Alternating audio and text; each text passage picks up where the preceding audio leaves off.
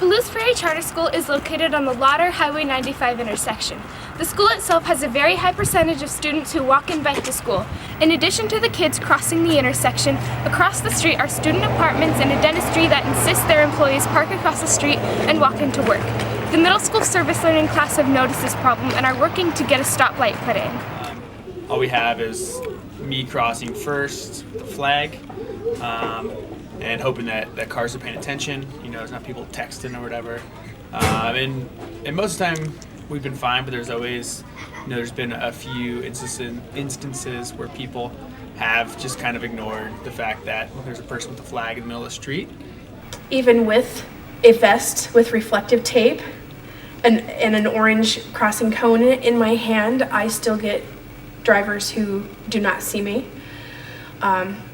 I've been bumped by vehicles twice where they've stopped and kind of bumped me while I've been in the crosswalk, putting out equipment. I've yelled at numerous cars for actually while I'm standing in the crosswalk with my orange vest and my stop sign, trying to get traffic to stop. And they don't see me or they don't pay attention to me and go right through the crosswalk. Mr. Bailey, the superintendent of Moscow School District, has also expressed interest in this intersection because they have the alternative high school, which is just across the street from us.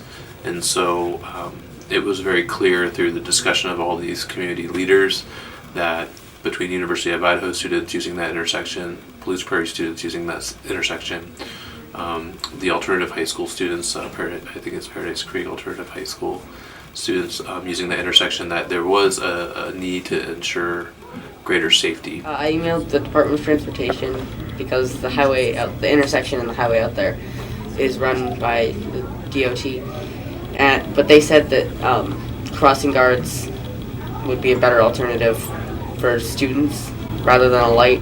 So I asked Mr. Fleming not to take any students to Berman Park because I felt that it was unsafe. He's crossing over, he's up to 22 students on the highway. As one individual crossing that group of students without additional crossing guards, I felt it was unsafe and a huge liability and risk for student safety. Original walking route to Berman Park takes about 15 minutes there and back. Now students have to walk down Street Avenue and cross there. This new route takes about 30 minutes to walk there and back. The intersection would be much safer if we had a traffic light. A light is essential if we want to make the school, dentistry, and apartments a safer place.